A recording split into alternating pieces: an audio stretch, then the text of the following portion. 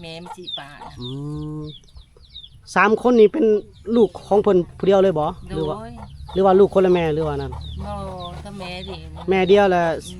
เสียชีวิตป้าลูกทั้ง3คนเลย พิกรรม โอ้พี่น้องผิดกรรมคนเสียชีวิตได้แล้วประมาณ ไปคอยเด้อ ไปละ น้องน้อยจะพาเพิ่น โอ้เพิ่นอยู่แบบนี้นะพี่น้อง เวลาคือคอยเด้อ สบายดีและสวัสดีเด้อพ่อแม่พี่น้องทุกท่านเนาะพอๆกับบ่จอยเส้นเก่าเส้นเคยพี่น้องมื้อนี้บ่จอยเดินทางมาบ้านน้องเดินเมืองอาจสะพรแขวงสวรรณเขตเด้อพี่น้องยังอยู่ในบ้านน้องเดินอยู่ยังท่านได้กลับพี่น้องบ่จอยพาสาวไทยมาเยี่ยมยามถิ่นฐานบ้านเกิดเนาะแล้วก็มาอยู่ในบ้านน้องเดินนี้พี่น้องแล้วก็มีชาวบ้านเพิ่นแนะนำให้บ่จอยนี่เข้ามาถ่ายทำความเป็นอยู่ของครอบครัวหนึงพี่น้องเพิ่นชื่อว่ายายโต้งพี่น้องยายกระโต้งเนาะสาวไทย โดย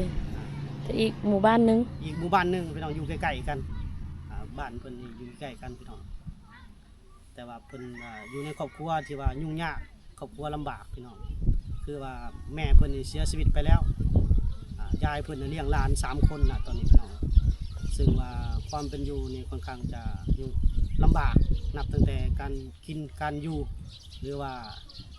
ที่พักอาศัยเนาะพี่น้องเนาะเรื่องราวเป็นได้นั่นเดี๋ยวเขาเข้าไปติดตามรับชมกันเลยเนาะ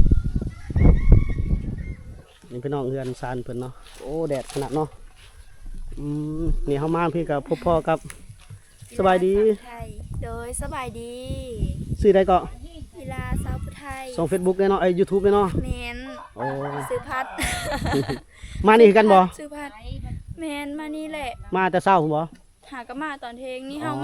มาแต่ว่านี่มาอันนั้นเธอเพิ่นหั่นแหละ อ๋อสะพานบุญบ่ มาอันที่ว่าแล้วมอบเงินมื้อนี้นะเมื่อวานนี้นะมาอันนั้นเพิ่นแล้วก็ มื้อนี้มาเป็นสะพานบุญให้เนาะ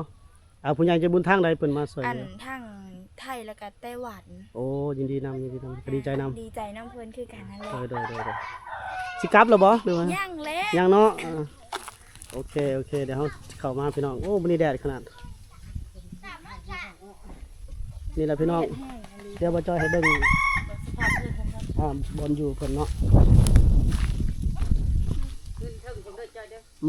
อยู่เทิงกันนั่นบ่น้อยพาขึ้นบ่ เดี๋ยวจะหน่อยก่อนนะเขาไปสอบถามกันเนาะ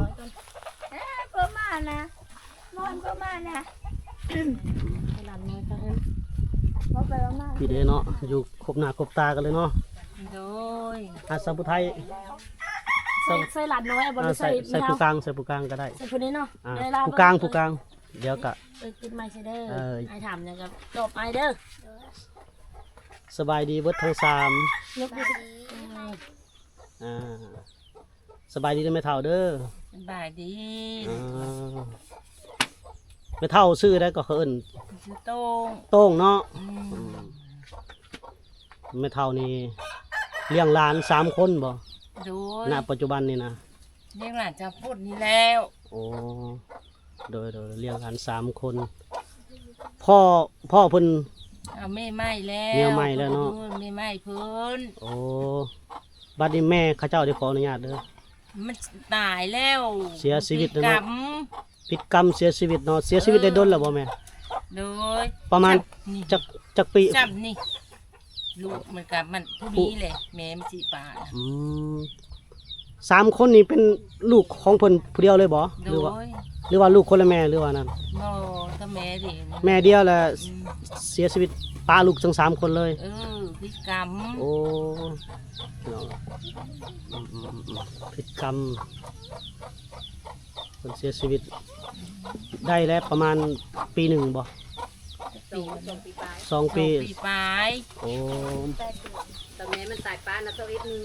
โดย ผู้นี้น่ะ21มือผู้น้อยน่ะ อ๋อ ตอนนี้มันสายป้านะตัวเอ็ดมือ ผู้นี้น่ะ ผู้น้อยนี่21มื้อเนาะ 21มือ ผู้นี้21มื้อแล้วแม่เสียแสดงว่าหักออกแต่กรรมหั่นแหละเนาะเพราะว่าซั่นผิดกรรมแล้วก็ โอ้กลับได้มือนึงมือที่โชกมามันก็เป็นเอา โดยโอ้ นางน้อยนี่ผู้นี้ซื้อได้ทางกลางนี่ล่ะ ซื้อเพ่ง น้องเพ่งเนาะ เอ้ยกุ๊กเลยนี่ โอ้ผู้โก กุ๊กกุ๊กเลยนี่นะ ซื้อน้องเพ่งผู้นี้ได้ล่ะ เพราะว่ามันนี่ ซื้อได้ก็ ให้มานี่ พรมานี่ได้ยังได้ทำเฮียนอยู่บ่แม่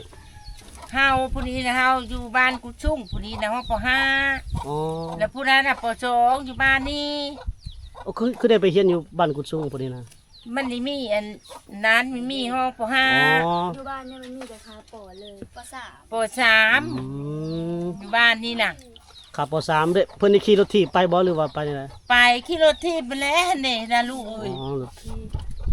อ๋อขี่รถถีบไปประมาณจักหลักบูตัวนี้ไปเนาะ จักหลังอีหลา สามหลักเนาะไปกินข้าวอยู่พุ่นตอนแรกแล้วมาบ่ล่ะโอ้ แม่ครูกระปูมาแล้วก็จี้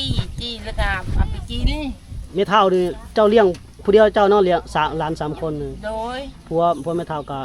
ผูไม่เท่ากระชี โดยโอ้ขอบคือว่าผู้เฒ่าถ้าเอาหลานจะหาอยู่หากินก็ยากเนาะ ไม่ได้ไปหาบเลยแหละหลานพวกนี้แหละไปครูกระปูน้ำกลางหน้าน้ำนี้แหละ อ๋อ ข้าวกับแม่กินน้ำกับบ้านน้ำมันนี้แหละ หน้าก็ได้เฮ็ดบ่ บ่แม่มีหน้า บ่มีหน้าเฮ็ดอีกเนาะให้หน้าก็บ่มีเฮ็ดบัดนี้เข้าวกินก็ได้กลางบ้านซอยน้ำแบ่งปันน้ำ ในบ้านแต่โมงน้ำมันนี้แหละเขาวซอยน่ะ โดย ต้มหุงกินจุลาดกินนี่แหละ โดยโอ้เนาะถือว่าลำบากเนาะถือว่า ลำบากแม่ โด น่ะ ยเพราะว่ายังน้อยๆมื้อเนาะสิไปหากินก็บ่ได้อีก โยในนั้นแหละลูก บวกกับไม่เท่าก็อายุก็หลายแล้ว โยอยู่กลางหอด50ปลายแล้วแม่น่ะ โดย ก็จะเป็นเลยหลานน่ะ อาลานขอถามตื่นมีเนาะถ้าหากว่าการช่วยเหลือนี่พอตัวใดจำเป็นที่สุดณปัจจุบันนี่ ยังได้ข้าว ข้าวกินเนาะ กิน ข้าวสารอาหารแห้งว่าซั่นซะ โดย โอ้ตัวนั้นแหละจำเป็นเนาะณปัจจุบันนี่เนาะ โดย หลานน้อยนี่ตื่นเช้ามาก็มีแต่กินข้าวแล้วก็ไปโรงเรียนเนาะนอกจาก ออกไปหาครูกระปูน้ำนั้นแหละหามพระแจ้วกินแล้วเขาก็ไป โอ้ หลานน่ะ ก่อนสิไปโรงเรียนนี่น้องผู้ทางกลางน้องบุญเพ่งบ่ เออ เพิ่นไปขุดกระปูก่อน กับผู้นี้แหละ โดย ปักกี้ชงกี้แชร์แล้วมันแล้วมากิน ไปโรงเรียนเขาก็ยังบ่เก็บหดเงินได้จ้อย โอ้ทางโรงเรียนเพิ่นก็บ่เก็บหดเงินเนาะ เพิ่นให้เฮาละลา มาแม่นไรสงสารพี่น้อง เดี๋ยวเขาไปนางนมเลย น้ำหมู่บ้านนี่ก็เขาเจ้าก็ นี่ นั้น บ่ มืด จ้อย เลยนะ ผู้นี้น่ะเพิ่นเฮียนเก่งได้เพิ่นไปเซ็งนักเฮียนเก่งได้ โอ้ ในห้องทำโรงเฮียนเลย เก่งสอง ไปกับหมู่เพราะว่ารถทีบพุ่นน่ะตีนพังหมดแล้ว โอ้รถทีบก็ ตีแตก ตีนแตกแล้ว หมดแล้ว นะ เพราะว่าเพิ่นไปเซ็งนักเฮียนเก่งอยู่อีกบ้านหนึงอีก อ๋อ เลยว่าแบบเพิ่นรับผิดชอบหมดหั่นนะนักเฮียนเก่ง แต่ นี่ ว่าเขารับผิดชอบมืด แม่น บ่ได้เสียเงินบ่ได้เสีย บ่ได้ คือว่าให้ สียงิ เป็นตัวแทนของโรงเรียน อืม แต่ว่าไปก็ไปน้ำหมู่ ไปน้ำหมู่ นับไปโรงเรียนแต่ละมื้อก็ไปน้ำหมู่ช่วงนี้ตีนรถแตกพี่น้อง แบบคือว่าชาวบ้านเนี่ยนะลูกชาวบ้านเลยเอาเพิ่นไปนำวันนี้นะเพิ่นมีรถมีร่างเลยเอาน้องสาวคนนี้ไปนำ โดย เพราะว่าเพิ่นเฮ็ดนี่เก่งเลยเนาะนะได้ที่หนึงเลยเนาะเป็นนักเฮ็ดเก่งเลยผู้นี้นะ โดยใน แต่ เบื้อง พวกนี้ เบื้องต้นที่เฮารับทราบกันน่ะประมาณนี้พี่น้องเนาะน้องเพิ่นก็อายุประมาณ8-9ปีเนาะ11บ่พุ่นนี่ ปี 11 นี้น่ะ พุ่นนี่7 ผู้นั้นน่ะ7 ผู้สามส่งปีสายโดย ก็ว่าได้ผู้นี้เลยเนาะแม่เพิ่นจังเสียชีวิตเนาะ โดย เดี๋ยวเฮาสิขออนุญาตให้น้องๆเพิ่นขึ้นไปเบิ่งบอลอยู่บอลเช้ากันเนาะพี่น้องเนาะ ป้าคนนู้นลูก ไปลูกไปลูกไป คนตะกี้มองพี่ก็ได้ เพิ่นอยู่ในครอบครัวลำบากเนาะพี่น้องเนาะบ่มีพ่อบ่มีแม่ ไปคอยเด้อ ไปละ ให้น้องน้อยกับพาเพิ่น โอ้เพิ่นอยู่บัดนี้เนาะพี่น้อง เวลาคือคอยเด้อเพิ่นเด้อ โอ้นี่บอลอยู่บอลเช้าบอลนอนเนาะอีหลานอนใส่ล่ะเจ้าน่ะ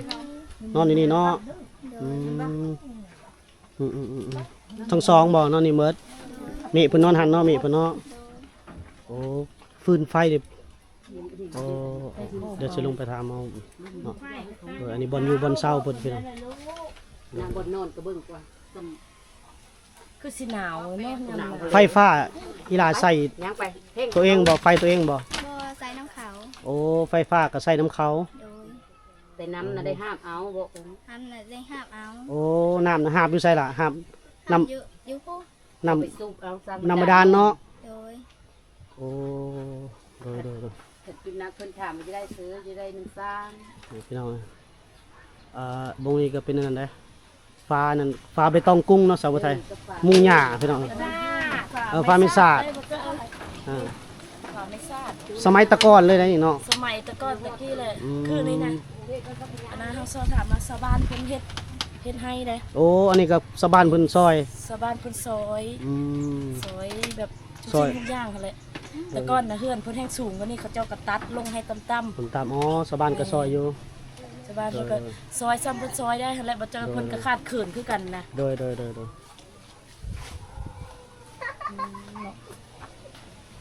กินข้าวได้ล่ะกินนี่เฉยล่ะไปกินข้าว กินข้าวกินอยู่ กิ ใส่ นข้าวกินอยู่ใช่แล้ว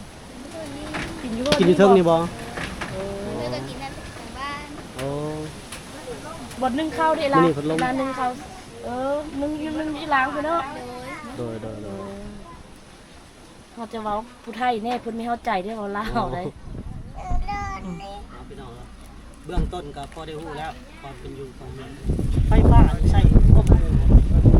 อันใช้น้ำมันเพิ่นก็มาผู้โหหลังมาเพิ่นแหละต่อมาเฮ้อที่บ้านน่ะนะเพิ่นต่อมาเฮ้อ น้ำในก็ยังเป็นสูบน้ำบาดาลเนาะ น้ำในก็ไปเอาโหหลังคุ้นแหละหลังฟ้าโหหลังนี้น่ะ โดย เขาก็ไปเอาอยู่หั่นแม่ก็เลยไปเอาอยู่หั่นนี่นั่นเด้อลูก ลำบากเนาะแม่เนาะ โอ้ยจะว่า บัดนี้บ่มีผู้ชายซอยหาอยู่หากินเนาะกำลังเนาะ มีมีนะมีผู้ชายหาดู ให้หน้ามีบ่รู้บ่มีเลย มีเลยแม่นะอยู่ลำไส้ถึงบ้านของเมิกลำนี้แล้วแม่นะ เอาก็นำเสนอให้ผู้ใหญ่เพิ่นครับ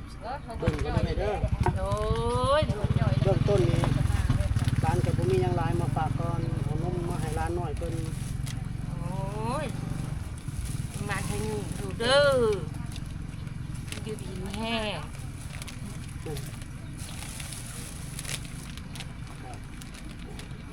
ทางน้อยอ้ายจะมีเงินติดไม้ติดมือมาให้แสนหนึงเวลาเด้อฮะตั้งอกตั้งใจเรียนเด้อล่ะเด้อหวังว่าจะมีโอกาสมีบุญมีวาสนา มีแห้งเด้อ อยู่ดีไม่แห้งเด้อ ลำโรยให้เป็นสะพานบุญให้น้องตลอด โอเคเนาะพี่น้องเนาะหลังจากที่เฮาเข้ามาทำความรู้จักความเป็นอยู่ของครอบครัวของแม่เฒ่าโต้งนี่ก็รู้สึกว่าน่าสงสารหลายเนาะทางบ่จอยนี่ก็เป็นแต่เพียงสื่อนำเสนอให้พี่น้องนะครับรู้นะครับชมกันเนาะบ่ว่าจะเป็นพี่น้องทางเมืองไทยบ่หรือว่าพี่น้องเฮาที่อยู่ทาง